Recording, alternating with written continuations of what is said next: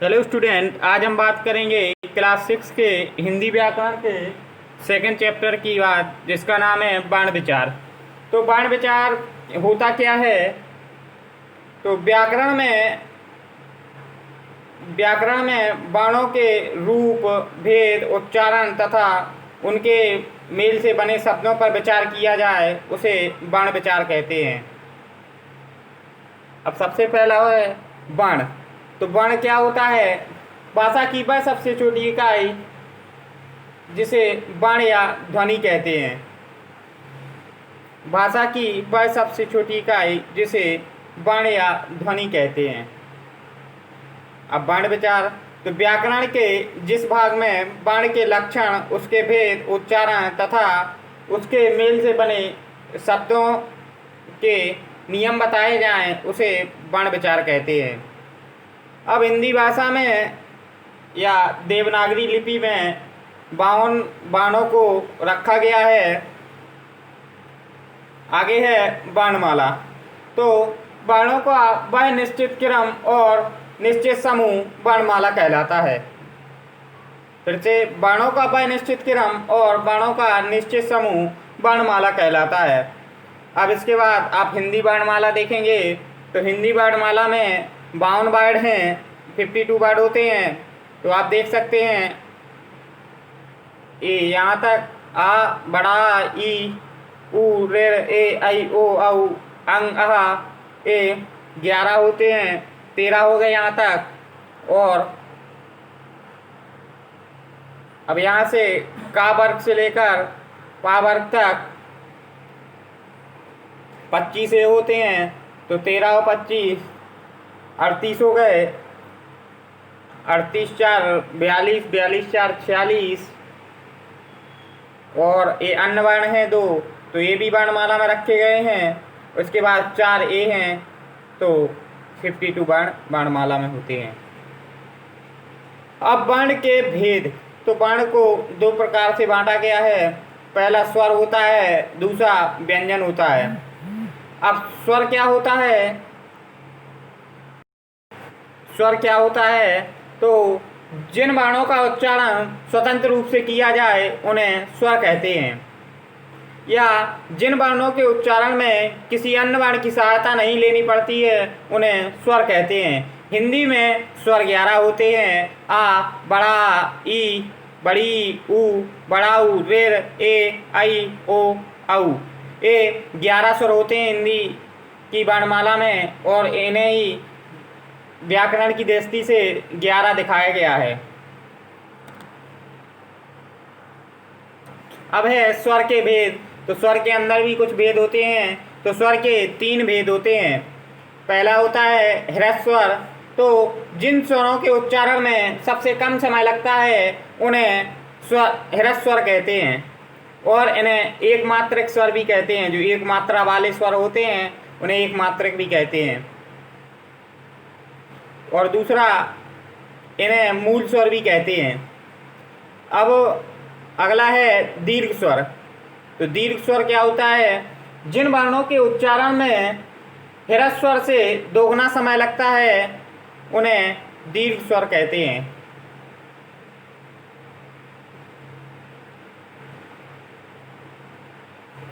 और ये 2 मात्राओं वाले होते हैं, जैसे आ, ई, उ, ए, आई, ओ। इसमें एक वर्ण छूटा है।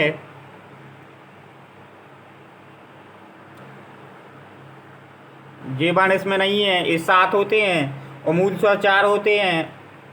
अब अगला है प्लस स्वर। तो प्लस स्वर का मतलब जिन स्वरों के उच्चारण में ह्रस्व स्वर से भी दोगुना समय लगे उन्हें प्लस स्वर कहते हैं।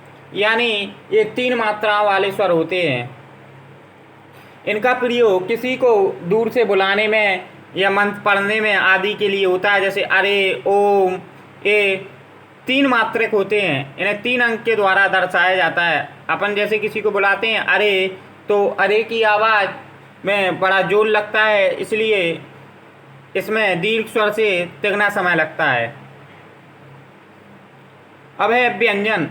तो व्यंजन क्या होता है? जिन वर्णों के उच्चारण में स्वरों की सहायता लेनी पड़ती है उन्हें व्यंजन कहते हैं और इनके अंत में आ की ध्वनि निकलती है।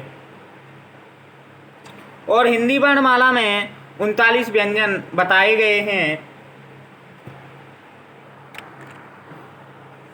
अब देख सकते हैं, आप व्यंजन भी देख सकते हैं।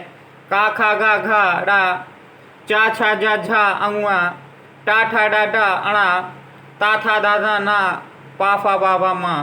तो ये हो गए कितने? ये आपके हो गए 25 और 11 अलावा 4 ये हो गए, तो 25 और 12 37 और 2 39 डा ढा, ये हलंत वाला डा और बिंदी वाला डा, तो इन्हें दोनों को। और एक बात बता दें, जो संयुक्त वर्ण होते हैं इनके नीचे कभी हलंत नहीं लगाया जाता। आप नीचे भी देख सकते हैं, इसमें भी लिखा है संयुक्त वर्ण के नीचे हलंत नहीं लगाया जाता। अब है व्यंजन के भेद। तो व्यंजन के मुख्यतः 3 भेद होते हैं, ये उच्चारण के आधार पर होते हैं। पहला होता है स्पर्श व्यंजन, दूसरा होता है अंतस्थ व्यंजन, तीसरा होता है ऊष्म व्यंजन। तो स्पर्श व्यंजन क्या होता है?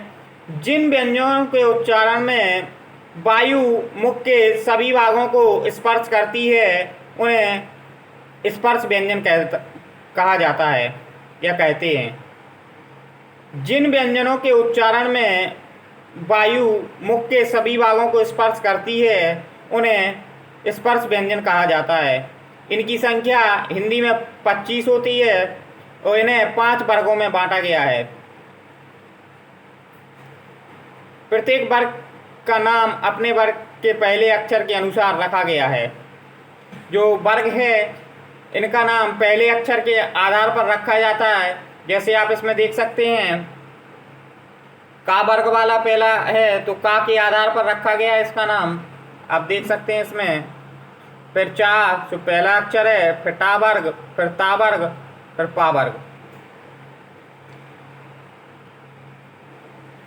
और इसमें दिया है जिन वर्णों का उच्चारण या जिन व्यंजनों का उच्चारण करते समय जीभ, कंठ, तालु, मूर्धा, दांत या ओंठों को स्पर्श करती है उन्हें व्यंजन कहा जाता है। ये संख्या में 25 हैं। इन्हें 5 वर्गों में बांटा गया है। प्रत्येक वर्ग का नाम अपने वर्ग के पहले वर्ण के अनुसार या पहले वर्ण के पहले अक्षर के अनुसार रखा गया है। दूसरा है ऊष्म व्यंजन। तो जिन व्यंजनों का उच्चारण स्वरों और व्यंजनों के मध्य होता है उन्हें अंतस्थ व्यंजन कहते हैं। इस संख्या में 4 होते हैं। तो इनका स्वर और व्यंजनों के मध्य, तो इनका कहने का मतलब है कि जिनके बीच स्वर और व्यंजन के मध्य का समय लगता है उन्हें अंतस्थ व्यंजन कहते हैं। जैसे या, रा, लावा। अब है ऊष्म व्यंजन। ऊष्म व्यंजन क्या होता है? जिन वर्णों का उच्चारण करते समय वायु मुख में रगड़ खाती हुई उत्पन्न होती है उन्हें, या मुख में गर्मी पैदा करती है, उन्हें ऊष्म व्यंजन कहते हैं। या ऊष्म व्यंजन, इसका दूसरा भी नाम है संघर्षी व्यंजन। जिन वर्णों का उच्चारण करते समय मुख में संघर्ष पैदा हो उन्हें संघर्षी व्यंजन या ऊष्म व्यंजन कहते हैं। सा, सा, हा। अगला है श्वास वायु के आधार पर व्यंजन के भेद। तो श्वास वायु के आधार पर व्यंजन के 2 भेद होते हैं। अब श्वास वायु के आधार पर व्यंजन के भेद जानेंगे। तो पहला होता है अल्प प्राण, दूसरा होता है महाप्राण। तो अल्प प्राण क्या होता है? जब हम वर्णों का उच्चारण करते हैं तो मुख से वायु कम निकलती है, उन्हें अल्प प्राण कहते हैं। और इसमें प्रत्येक वर्ग के पहले अक्षर, तीसरे अक्षर और 5वें अक्षर तथा 11 अलावा अल्प प्राण हैं। देखो, प्रत्येक वर्ग का पहला अक्षर, फिर तीसरा अक्षर, फिर 5वां अक्षर। आपको वर्ग पहले हमने बता दिया इसमें। देखो ये वर्ग हैं, तो एक वर्ग का पहला अक्षर, तीसरा अक्षर और 5वां अक्षर किसके अल्प प्राण के अंदर रखे जाते हैं। और साथ में 11 अलावा तो अंतस्थ व्यंजन भी रखे जाते हैं। अब महाप्राण, तो जिन वर्णों के उच्चारण में मुख से वायु ज़्यादा निकलती है तो उन्हें महाप्राण कहते हैं। और मुख से वायु ज़्यादा निकलने का मतलब कि अल्प प्राण की तुलना में जब वायु मुख से ज़्यादा निकलती है तो उन्हें महाप्राण कहते हैं। तो प्रत्येक वर्ग का दूसरा अक्षर और चौथा अक्षर और सा सा हा महाप्राण है। अब है घर्षण के आधार पर व्यंजन के भेद। तो घर्षण के आधार पर व्यंजन को दो भागों में बांटा गया है। पहला होता है सघोष, दूसरा होता है अघोष। तो जिन वर्णों के उच्चारण में हमारे स्वर तंत्रियों में कंपन कम हो उन्हें सघोष व्यंजन कहते हैं, और जिन वर्णों के उच्चारण में हमारी स्वर तंत्रियों में ज़्यादा कंपन होता है उन्हें अघोष कहते हैं। अब सघोष जैसे प्रत्येक वर्ग का अंतिम तीन व्यंजन, प्रत्येक वर्ग के अंतिम तीन व्यंजन होते हैं। तो तीसरा व्यंजन, चौथा व्यंजन और पांचवा व्यंजन ये सघोष में आते हैं, और दूसरा और तीसरा, पहला और दूसरा उसमें अघोष में आते हैं।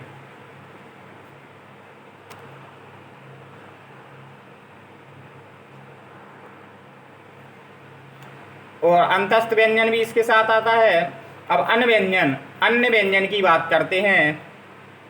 दो व्यंजनों के मेल से संयुक्त वर्ण बनते हैं तो इन्हें संयुक्त अक्षर भी कहते हैं, संयुक्त अक्षर भी कहते हैं।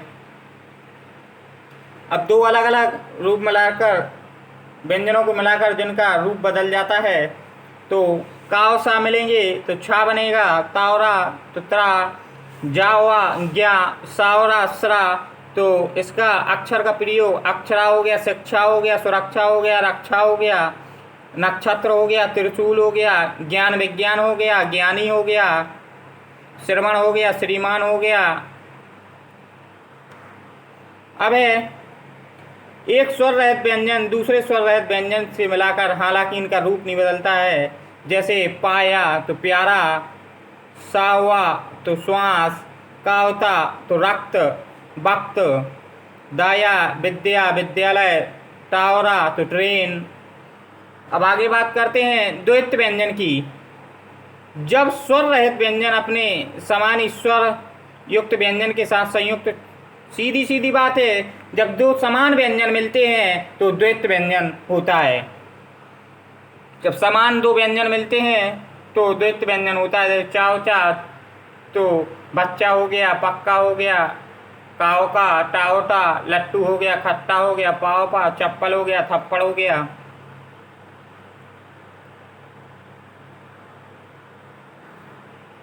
अगला है अयोगवाय। वे व्यंजन नहीं, ऐसा नहीं कहते, वे वर्ण जो ना तो स्वर होते हैं ना ही व्यंजन होते हैं उन्हें अयोगवाय कहते हैं। अयोगवाय में तीन होते हैं, अनुस्वार, अनुनासिक और विसर्ग। तो अनुस्वार जिन वर्णों के उच्चारण में हवा नाक से निकलती है और अधिक जोर से होता, उच्चारण उनका अधिक जोर से होता है और उसके ऊपर बिंदु लगाया जाता है, इसे अनुस्वार कहते हैं। जैसे संसार, गंगा, गंगा। अब है अनुनासिक। तो अनुनासिक क्या होता है? जिनका उच्चारण नाक और मुंह दोनों से किया जाता है और जिसे वाणी की शिरोरेखा के ऊपर चंद्र बिंदु से दिखाया जाता है, जैसे चांद हो गया, मांग हो गया, आँख हो गया, हंस हो गया। अब विसर्ग, तो इसका उच्चारण हा के समान की ध्वनि के साथ होता है। हा, हलंत वाले हा के समान की ध्वनि। इसका चिन्ह दो बिंदियाँ होती हैं जो हिंदी में प्रचलित हैं लेकिन केवल संस्कृत के शब्दों में ज़्यादा मिलती हैं। जैसे अता है, प्राता है, नमा है, इनमें ज़्यादा मिलती है बिंदी विसर्ग की। अगला है रा के समान, रा के विभिन्न रूप। तो रा के विभिन्न रूप होते हैं, जैसे अपने मूल रूप में रास्ता हो गया, रस्सी हो गया, रघुनाथ। जब रा स्वर रहित होता है तब वह रेफ कहलाता है। देखो, जब ऊपर की तरफ लगता है तो उसे रेफ कहा जाता है। जैसे सूर हो गया, बर्तनी हो गया, धर्म हो गया, कर्म हो गया, तो ये ऊपर की तरफ लग रहा है। जब रेफ नीचे की तरफ पदेन में लगता है तो क्या होता है, जैसे क्रम हो गया, उम्र हो गया, भ्रम हो गया, प्रभा हो गया, प्राण हो गया, तो नीचे की तरफ जब लगता है किसी व्यंजन में तो ये रा पदेन में लगता है नीचे की तरफ। अब जो व्यंजन नीचे से गोल होते हैं, टा ठा डा डा, उनके साथ इस प्रकार लगाया जाता है, उसके साथ नीचे की तरफ लगाया जाता है, जैसे ट्रेन हो गया, राष्ट्र हो गया, ड्रम हो गया, ड्रामा हो गया, ट्रक हो गया। अब सा के साथ रा जुड़ने पर तथा सा रा के संयोग से स्त्र बन जाता है, जैसे सा और सा बन गया तो श्रीमान हो गया, श्रम हो गया, श्रमदान हो गया, श्रीमती हो गया, श्रृंगार हो गया। अब बात करते हैं प्रश्नों के अभ्यास की बात करते हैं। प्रश्नों के उत्तर देना है। तो पहला क्वेश्चन है, वर्ण किसे कहते हैं? उदाहरण देकर स्पष्ट कीजिए तथा वर्णों के भेद को लिखिए। अब वर्ण भाषा की वह सबसे छोटी इकाई जिसे वर्ण कहा जाता है। भाषा की वह सबसे छोटी इकाई जिसे वर्ण कहा जाता है। भाषा की सबसे छोटी इकाई को वर्ण कहते हैं। अब उदाहरण देकर तो आ है, बड़ा आ है, छोटी है, बड़ी है, तो ये वर्ण हो गए। अब वर्णों के भेद, तो वर्णों के दो भेद होते हैं। पहला होता है स्वर, दूसरा होता है व्यंजन। अब दूसरा क्वेश्चन है, स्वर और व्यंजन में क्या अंतर है? तो स्वर और व्यंजन में अंतर बताएं। तो जो स्वतंत्र रूप से बोले जाते हैं उन्हें स्वर कहते हैं, ये हिंदी में 11 होते हैं। और व्यंजन बे वर्ण या जिन वर्णों का उच्चारण स्वरों की सहायता से किया जाता है उन्हें व्यंजन कहते हैं। ये हिंदी वर्णमाला में 39 होते हैं। अब दूसरा है, स्वर के कितने भेद हैं? तो स्वर के 3 भेद होते हैं। पहला होता है ह्रस्व स्वर, दूसरा होता है दीर्घ स्वर, तीसरा होता है प्लुत स्वर। अब उदाहरण देकर स्पष्ट कीजिए।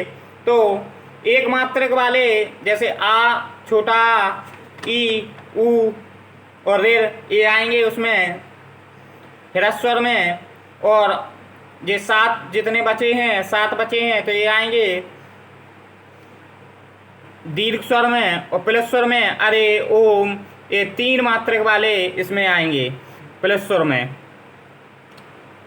अब व्यंजन के 3 भेद होते हैं। पहला होता है स्पर्श व्यंजन, दूसरा होता है अंतस्थ व्यंजन, तीसरा होता है ऊष्म व्यंजन। और पूरा वर्ग स्पर्श व्यंजन का उदाहरण है का वर्ग से लेकर पा वर्ग तक। और अंतस्थ व्यंजन में यारा लावा, ये 4 होते हैं। ऊष्म व्यंजन सा सा हा, ये 4 भी होते हैं। अब संयुक्त व्यंजन और द्वैत व्यंजन में अंतर। अब संयुक्त व्यंजन वे व्यंजन होते हैं जो 2 व्यंजनों से मिलकर बनते हैं, उन्हें संयुक्त व्यंजन कहते हैं। और द्वैत व्यंजन वे व्यंजन जो समान होते हैं, या ऐसा भी कह सकते हैं 2 समान व्यंजनों को मिलाकर द्वैत व्यंजन बनता है। इसका अंतर हो गया। आगे चलते हैं। वर्णमाला किसे कहते हैं? तो वर्णों का निश्चित समूह वर्णमाला कहलाता है। अब अभी हमने आपको बताया, जिस ध्वनि का उच्चारण नाक और मुंह से किया जाता है उसे अनुनासिक कहते हैं। व्यंजनों का उच्चारण किसकी सहायता से होता है? तो व्यंजनों का उच्चारण स्वरों की सहायता से होता है। और व्यंजनों के साथ आ की ध्वनि, लास्ट में आ की ध्वनि निकलती है। भाषा की सबसे छोटी ध्वनि बाण होती है। अब रिक्त स्थानों को बनना है तो पहले में बाण आएगा। हिंदी वर्णमाला में हमने आपको बताया 52 वर्ण होते हैं। ह्रस्व स्वर को एक मात्रक और मूल स्वर भी कहते हैं। जिन वर्णों के स्पष्ट उच्चारण में स्वरों की सहायता लेनी पड़ती है, तो जिन वर्णों के स्पष्ट उच्चारण में स्वरों की सहायता लेनी पड़ती है। ऊंच व्यंजन संख्या में 4 होते हैं। 2 व्यंजनों के मेल से बने संयुक्त वर्ण को संयुक्त व्यंजन कहते हैं। अब है विसर्ग ध्वनि का उच्चारण हा के समान होता है, हलंत वाला हा के समान।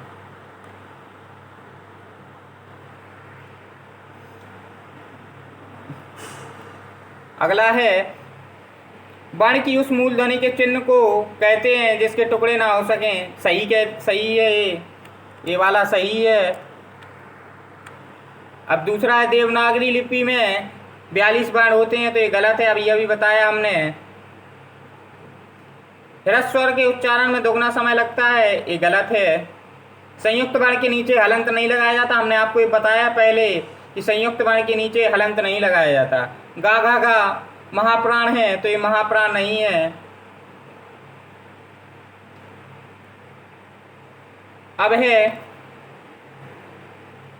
स्पर्श अंत उस व्यंजन को छाट कर लिखिए। तो वर्ग वाले अक्षर आएंगे स्पर्श व्यंजन में, तो पा है, घा है, ठा है, अंतस्थ में यारा ला है। और देखो आप इसमें से छांट सकते हैं। देखो पा है तो इसमें पा आ गया, ठा है तो देखो ये ठा है, अब घा है तो घा आ गया। अब इसमें या आएगा,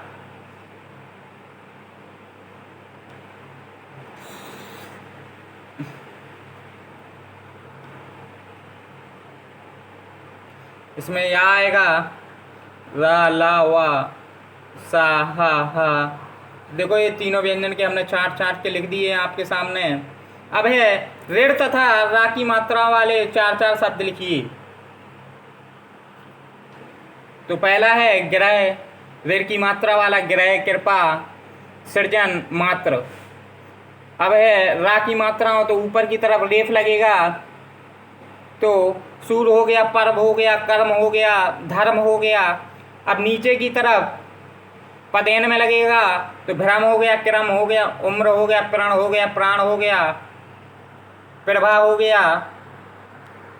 अगला है अब नीचे की तरफ जो अक्षर गोल होते हैं उनके नीचे लगता है, ट्रक हो गया, ड्रम हो गया, यहाँ ट्रेन हो जाएगा, ये 2 बार ट्रक हो गया तो यहाँ ट्रेन हो जाएगा, ट्रेन हो जाएगा और राष्ट्र हो जाएगा।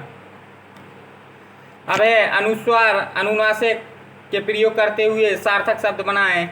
तो सार्थक शब्द बनाना है 5, तो चंद बिंदु आएगी, रंग में अनुस्वार आएगा, आंधी में अनुनासिक आएगा, आँख में अनुनासिक आएगा, चंद बिंदु आएगी, मंदिर में बिंदी आएगी केवल, और जहाँ में चंद बिंदु आएगी। अब है नंगा है, गांधी है तो गांधी में चंद बिंदु आती है, 5वीं में भी चंद बिंदु आती है। अब इसके आगे है व्यंजनों को से शब्द बनाकर लिखिए। तो पहला है काका, तो पक्का हो गया, सज्जा हो गया, थप्पड़ हो गया, कच्चा हो गया, नाना है तो भिन्न हो गया, ताता है तो पत्ता हो गया, पापा है तो थप्पड़ हो गया, जाजा है तो सज्जा हो गया, काका है पक्का हो गया। अगला है टावटा है तो खट्टा हो गया, वावा है तो मुरब्बा हो गया, गुब्बारा हो गया, लाला है तो मोहल्ला हो गया, बल्ला हो गया। ये आपका चैप्टर कंप्लीट होता है और ये आपको फेयर कॉपी पे करना है, और जो भी समझ में नहीं आए तो इसको बताना है फिर। Thank you.